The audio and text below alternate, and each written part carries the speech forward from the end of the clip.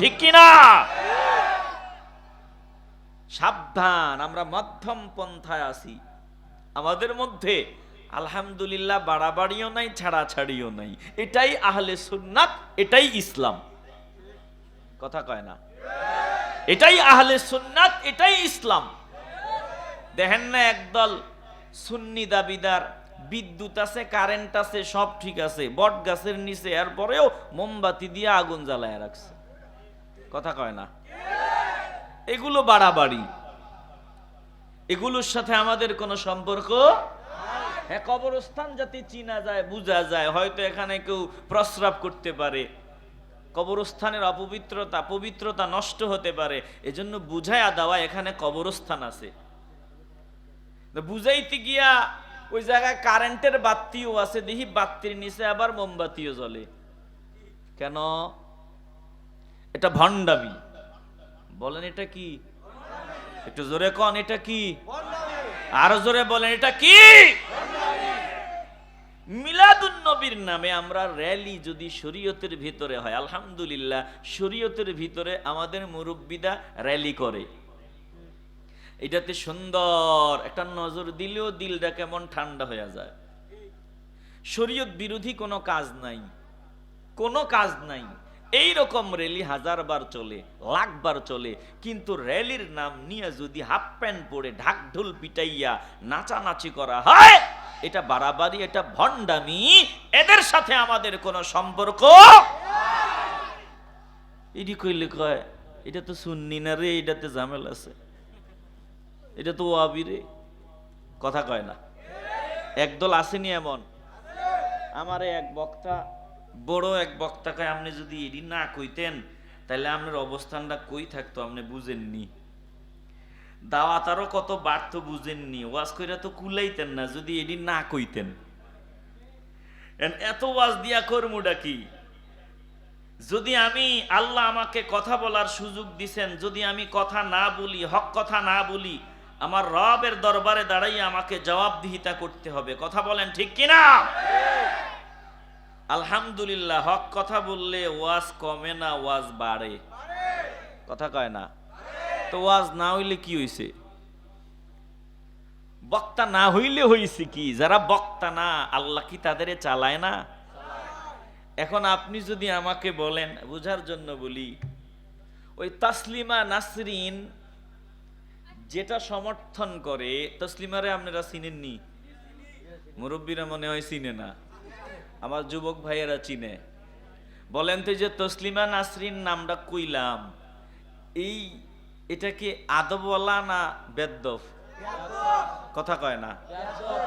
এনে বেয়াদব যদি যেটা সমর্থন দেয়, যেটার পক্ষে কথা বলে, বেয়াদব বলে যে ঢাকা বিশ্ববিদ্যালয়ে নাকি সব জঙ্গিতে ভরে গেছে, মৌলবীতে ভরে গেছে, বাংলাদেশটা নাকি সব ওয়াইজিনে ভরে গেছে, সব মোল্লা মৌলবীতে ভরে গেছে, মোল্লা মৌলবীরা নাকি জঘন্যতম দুশ্মন, এরা মানবতার দুশ্মন।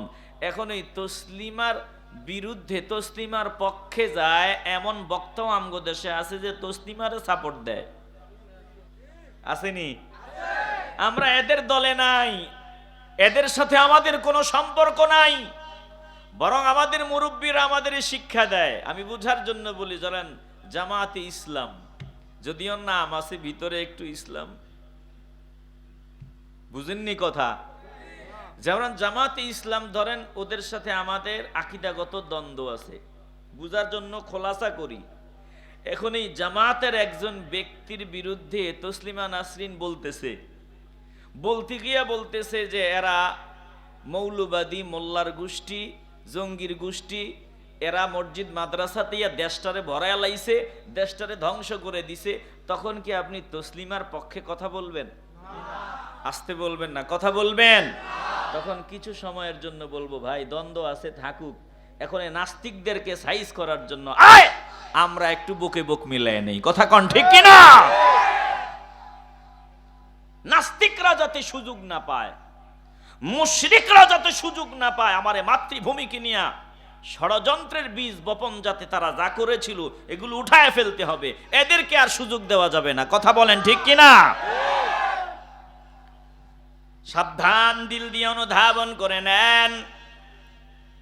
আলহামদুলিল্লাহ আমরা মধ্যম পন্থা অবলম্বন করব, বাড়াবাড়িও করব না, ছাড়াছাড়িও করব না। আল্লাহ বলেন হ্যাঁ এটাই হলো সঠিক পথ, এটাই হলো জান্নাতের পথ। ওয়াকসিদ ফি মাশিকা ওয়াগদুদ মিন সাওতিক ইন্না আনকারাল আসওয়াতি লাসাউতুল হামির।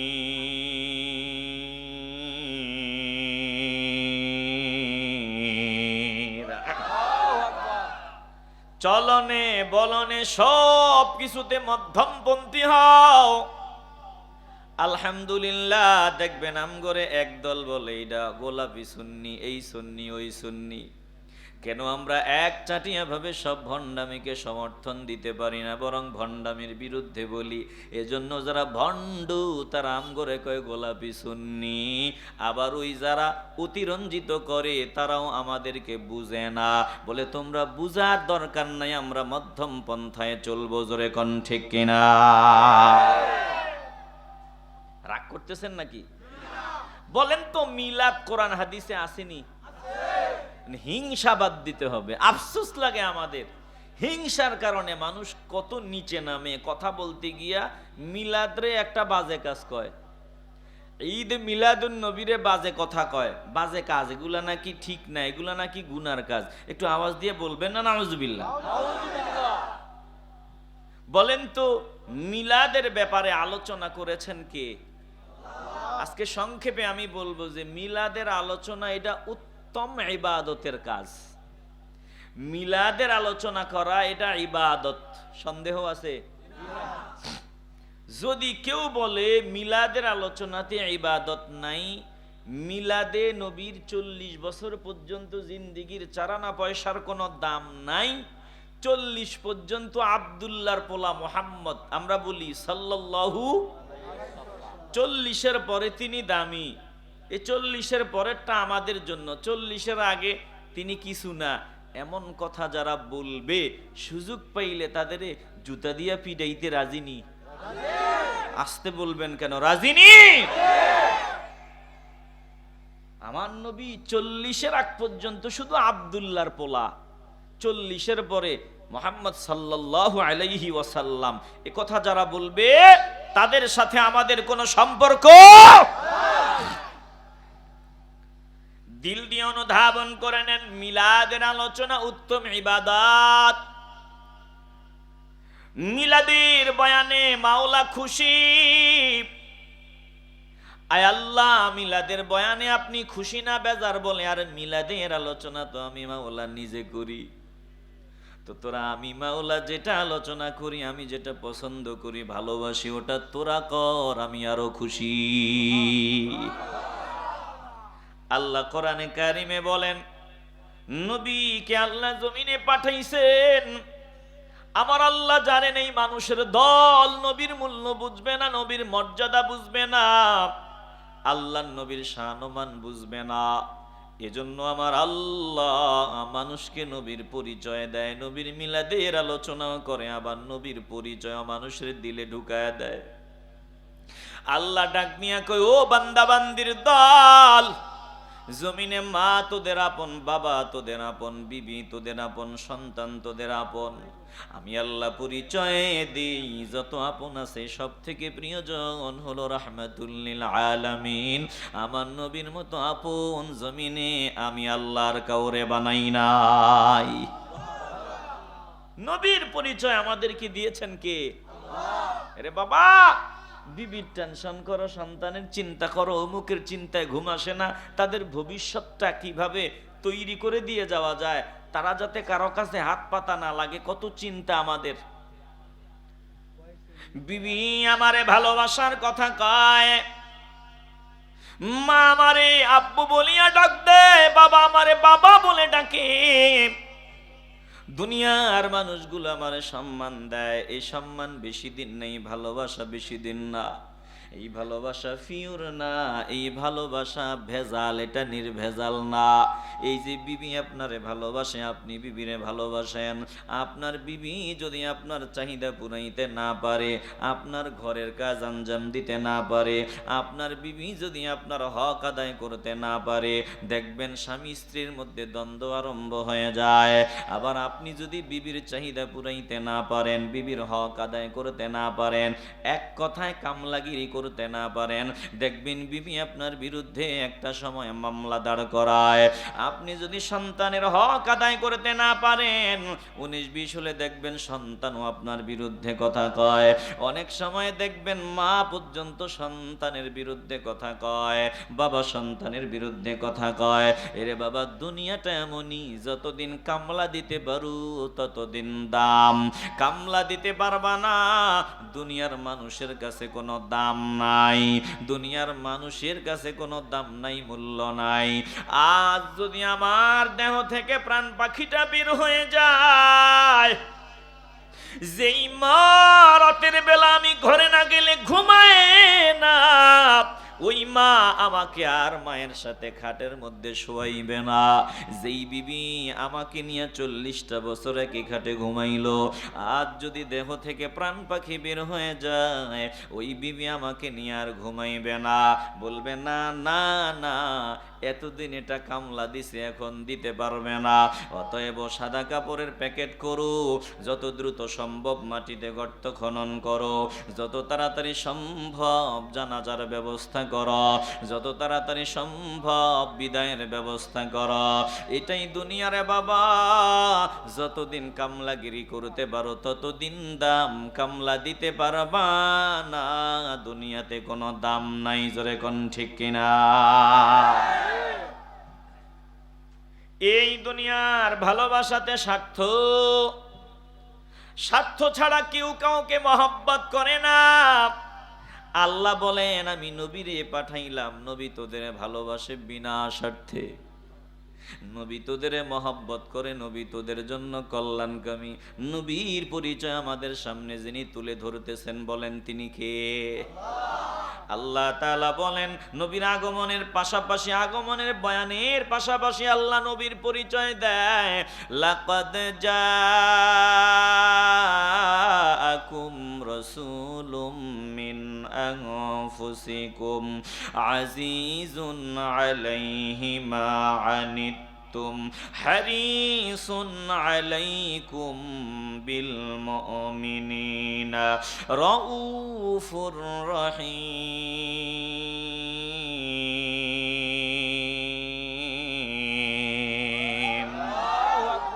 মনোযোগ আসেনি? এই যে আমি ওয়াজ করি, তোমাকে লাগে ওয়াজ ভুললে যাই, আমি তাকাই, তুমি আরেক দিকে তাকাও, একটু আমার দিকে তাকায় থাকো।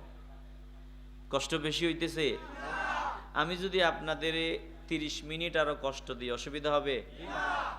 তো 30টা মিনিট একটু মনোযোগ দেন, 30টা মিনিট একটু দিল দিয়া কথাগুলো শুনেন, আল্লাহ আপনাদেরকে কবুল করেন। জোরে বলেন আমিন। এ বাবা, নবীর পরিচয় দেয়, পাশাপাশি আল্লাহ নবীর মিলাদের কথা আমাদের শোনায়। আল্লাহ বলেন, অবশ্যই তোমাদের নিকটে এসেছে, আমি আল্লাহ পাঠাইছি, তোমাদের মধ্য থেকে আমি একজন রসুল পাঠিয়েছি। লাকাদ জাআকুম রাসূলুম মিন আনফুসিকুম। আল্লাহ বলেন, আমি আল্লাহ তোমাদের মধ্য থেকেই তোমাদের কাছে একজন রসুল পাঠিয়েছি, অবশ্যই তোমাদের নিকটে এসেছে তোমাদের মধ্য থেকেই একজন রসুল। তাইলে রসুল জমিনে এসেছে, নবীর আগমনের বয়ান করেন কে? আবার পাশাপাশি আল্লাহ বলেন, শুনো, আল্লাহ নবীকে আমি আল্লাহ তোমাদের মধ্য থেকেই পাঠাইলাম। তাহলে কোরআনের আয়াত থেকে পরিষ্কার, আল্লাহ নবী মানুষ, রাহমাতুল লিল আলামিনকে আল্লাহ মানুষ হিসাবে এই জমিনে পাঠিয়েছেন।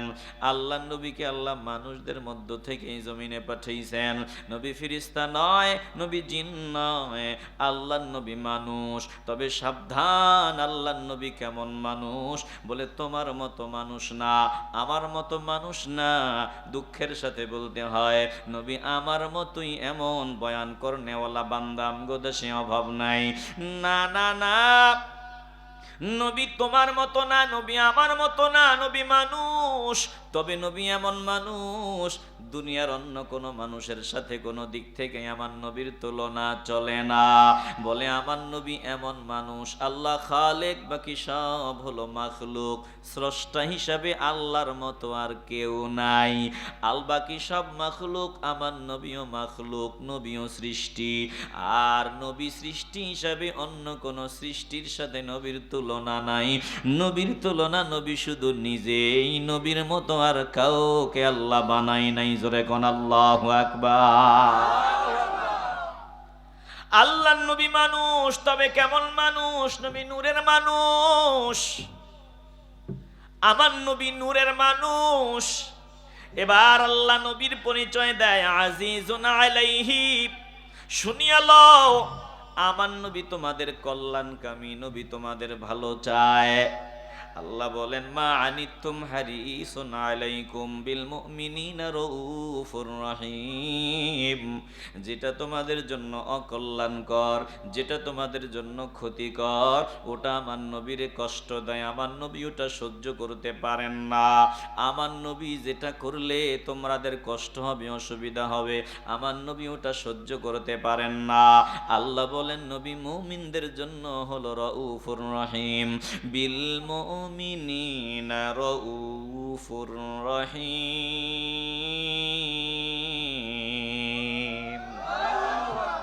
মুমিনদের জন্য নবী রাউফুর রহিম, স্নেহশীল, পরম দয়ালু। বলেছেন কে? আল্লাহ। আল্লাহ আবার নিজের নামের ব্যাপারেও বলেছেন। আল্লাহ বলেন আমিও রাউফুর রহিম।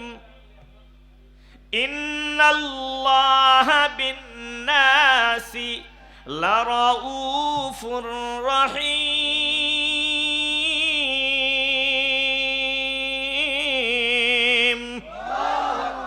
আল্লাহ বলেন আমি মানুষের জন্য রাউফুর রহিম। আর দোস্তকে আমি আল্লাহ বানাইলাম মানুষের জন্য, মুমিনদের জন্য রাউফুর রহিম। এদিকে ভাই কথার আওয়াজ আসে কোথা থেকে? এখানে কথার আওয়াজ কিসের? এই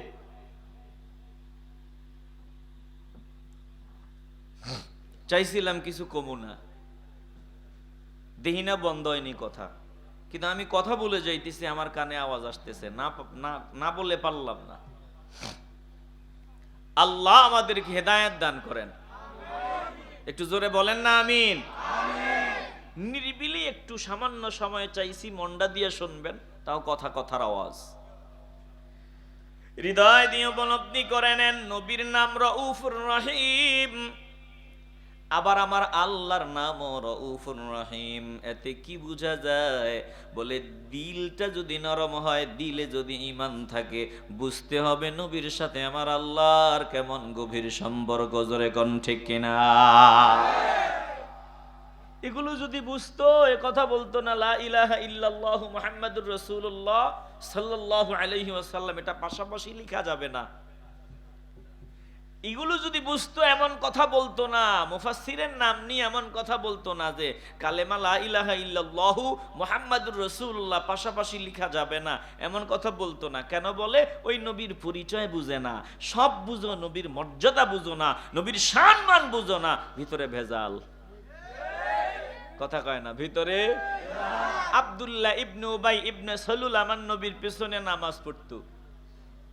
নবীজি আলোচনা করলে দাঁড়ায়া বাহবাহ দিত, নবীজির সাথে যুদ্ধের ময়দানেও যাইত, কিন্তু নবীর মর্যাদা বুঝতো না। নামাজ পড়তো, তেলাওয়াত করতো, সেজদাও দিত, দান সাদকাও করতো, জিহাদের ময়দানেও যাইতো, নবীর মর্যাদা বুঝতো না। এই জন্য এটা চিরস্থায়ী জাহান্নামী মুনাফিক। কার কথা? আসতে বলবেন না, জোরে বলেন কার কথা? অতএব নবীকে চিনো।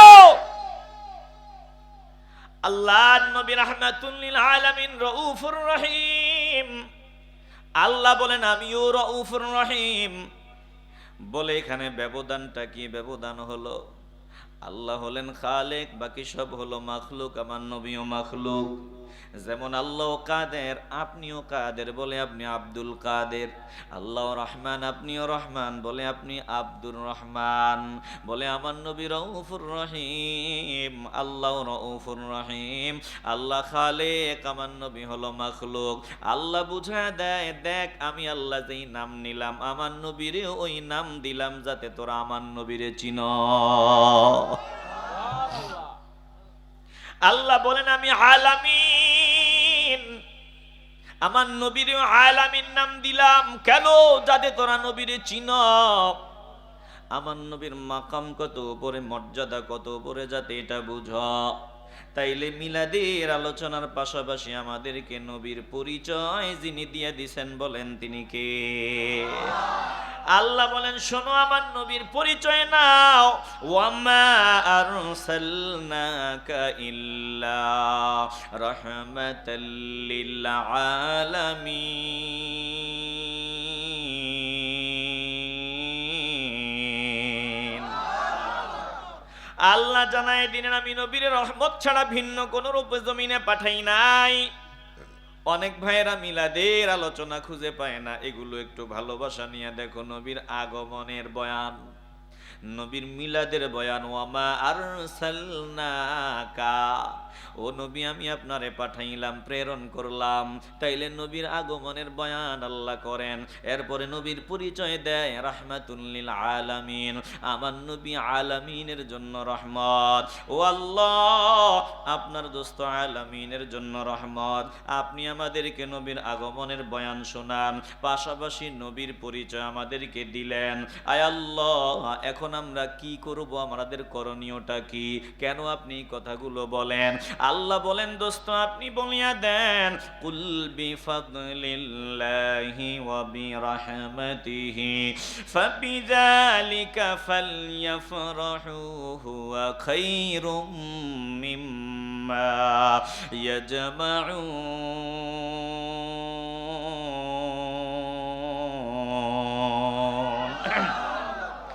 আল্লাহ বলেন শুনিয়ালো, আমি যে রহমত পাঠাইলাম, এই রহমত পাইয়া তোরা বসে থাকলে হবে না। রহমত পাইছো, অনুগ্রহ পাইছো, আমি কোরআন দিলাম, আমি নবী দিলাম, রহমত দিলাম। বলে এজন্য তোরা আনন্দিত হও। আরে তোরা আনন্দিত হইবা না কেন? কারণ তোরা দামি জিনিস পাইলে আনন্দিত হও। এখন যদি কোনো বান্দার সামনে হঠাৎ করিয়া ডাক মিয়া বলা হয়, যাও তোমার জন্য সিলেট শহরে 10তলা একটা ভবন পুরা বরাদ্দ, এই জায়গা শুদ্ধা ভবনটা তোমারে দিয়া দিলাম। বলে লাফাইয়া চিল্লায়া বান্দা যে দিল তাকে বুকে জড়ায় নিবে, তার গুণগান করবে, তার প্রশংসা করবে, তার শান ও মান গাইবে। বলে সব সময় তার প্রশংসা করবে। আল্লাহ বলেন শুনিয়া লাও, তোদের কাছে স্বর্ণমণি মুক্তিগুলো দামি পাইলে খুশি হও। আরে আমি আল্লাহ যে নিয়ামত দিলাম, এই নিয়ামত সব থেকে দামি। তোরা যেগুলো জমা করো দামি মনে করে, সব থেকে দামি নিয়ামত আমার নবী, আমার নবীকে আল্লাহ দিলাম। এই জন্য তোরা সব থেকে বেশি আনন্দিত হ। এ মুসলমান ইমানদার, আনন্দ উদযাপনের কথা যিনি আমাদেরকে বললেন তিনি আমাদের রব। বলেন দিল থেকে আওয়াজ দিয়া বলবেন আমরা আনন্দ উদযাপন করতে চাই কি চাই না?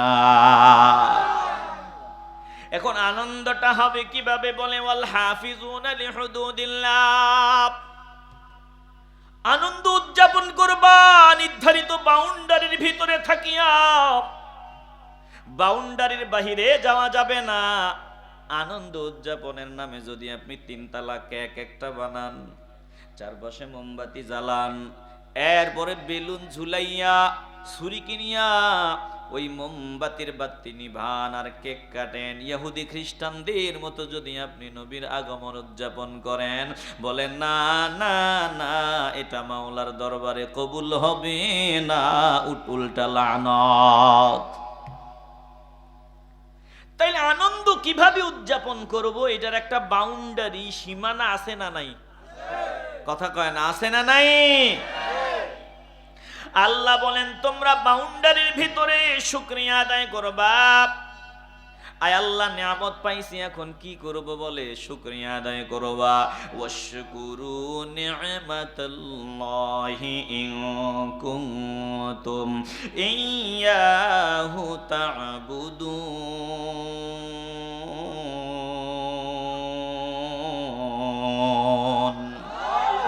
নিয়ামত পাইছো, নিয়ামত পাইয়া তোমরা যদি আমার বান্দা হয়ে থাকো শুকরিয়া আদায় করবা। এরে বাবা, আমার কিছুই নাই, সব কিছুর মালিক আমার আল্লাহ। এই জমিন আমার আল্লাহর, আমিও আমার আল্লাহর, সব কিছু আমার আল্লাহর। এখন আপনি বলেন এই বাড়ি আমার, ঘর আমার, এই জমি আমার, বিল্ডিং আমার, গাড়ি আমার। না না না, আমার কিছুই নাই, সব কিছু একজনের। বলেন তিনি কে? আল্লাহ বলেন সব আমার। তো শুকরিয়া আদায় করো যদি আমার বান্দা হয়ে থাকো। আয় আল্লাহ, শুকরিয়া আদায়টা কেমনে হবে? আল্লাহ নবীর আল্লাহ বলছেন, দোস্ত আমি যে নিয়ামত আপনাকে দিছি, বেশি বেশি বলার মাধ্যমে শুকর আদায় হবে। ওয়া আম্মা বিনি'মাতি রাব্বিকা ফাহাদ্দিস। আপনি নিয়ামতের কথা গোপন রাখবেন না, বেশি বেশি বলেন, বেশি বেশি বলেন। এই বলার মাধ্যমে নিয়ামতের শুকর আদায়ের একটা পন্থা। এ মুসলমান ইমানদার, তাফসিরে মাযহারির 10ম খণ্ড পৃষ্ঠা 264 বলা হয় যে হাদিস কোট করেছেন, আত-তাহাদ্দুসু বিনি'মাতিল্লাহি শুকরু ওয়া তারকুহু কুফরুন। নিয়ামতের শুকর আদায়ের একটা বড় মাধ্যম। বলে বলা, নিয়ামতের কথা বেশি বেশি বলা, নিয়ামতের আলোচনা করা, বেশি বেশি আলোচনা করা, এটা শুকরিয়া আদায় করা। আর নিয়ামতের বর্ণনা না করা, আলোচনা না করা, এটা না শুকরি করা। এবার বুঝে থাকলে বলেন, আমরা নিয়ামতের শুকরিয়া আদায় করতে চাই কি চাই না? এজন্য আমরা মিলাদের বয়ান বেশি বেশি করি, মিলাদুন নবীর মাহফিলে। কারণ এই মিলাদুন নবীর মাহফিলে মিলাদুন নবীর বয়ান বেশি হয়। শুধু মিলাদুন নবীর বয়ান হয় না, সিরাতের বয়ান হয়। বলে এই বয়ানটাই হলো নিয়ামতের শুকর আদায়ের একটা বড় মাধ্যম। জোরে কোন আল্লাহু আকবার। না বলা এটা বখিলতা। আপনি যার উসিলায় সব পাইলেন, তিনার প্রশংসা না করা, তিনার গুণগান না করা, এটা বখিলতা। আমরা বখিল না, আমাদের দিলটা বড় করতে হবে। এজন্য দেখেন মিলাদুন নবী আসলে একদল লুঙ্গি বালা করে বান্ধে মিলাদুন নবীর বিরোধিতা করা লাগবো। কথা কয় না? এই মিলাদুন নবীর সময় আসলেই ফতুয়াবাজি আরম্ভ হয়। কেন? আল্লাহ বলছেন বেশি বেশি আলোচনা করো, বেশি বেশি নবীর শান ও মান গাও। এটা শুকর আদায়ের একটা মাধ্যম, বড় মাধ্যম। আর লুঙ্গি ভালো করে শক্ত করো যাতে মিলাদুন নবীর বয়ান কম হয়। কথা কয় না? আসতে বলবেন না, জবান খুলে বলেন ঠিক কিনা? মিলাদুন নবীর আলোচনা করা ইবাদত। আল্লাহ আমাদের বুঝাবার জন্য কোরআনে নবীদের মিলাদের আলোচনা সরাসরি আমার আল্লাহ করেছেন, আমার আল্লাহ করেছেন। আল্লাহ বলেন, দেখো ইয়াহইয়া আলাইহিস সালামের মিলাদের আলোচনা আল্লাহ করেন। ওয়া সালামুন আলাইহি ইয়াওমা উলিদা ওয়া ইয়াওমা ইয়ামুতু ওয়া ইয়াওমা ইউবআসু হাইয়্যা। কষ্ট বেশি দিয়ে লাইতে আছি মনে হয়। আর কয় মিনিট থাকবেন বলেন? কয় মিনিট? আস্তা রাইত মানি সারা রাইত, আস্তা মানি সারা, তাহলে সারা রাইত। হুজুর ওয়াজ করতে করতে লাশ হয়ে যান, আমরা কবর দিয়ে সব ফিনিশ করে দিব নাকি? আমি যে আপনাদের বলছিলাম যে ওই যে গতকাল থেকে হিসাব করলে এ পর্যন্ত প্রায় 30 ঘন্টা হয়ে যাবে, ঘুমাই নাই। তো মায়া তো দেখাইলেন না যে হুজুর আজকে একটু কম করেন। না, আমি কম করব না, আমি সব জায়গায় যাব বয়ান করি, ঠিক আজকেও তাই করব। এই হিসাবে আর 15 মিনিট।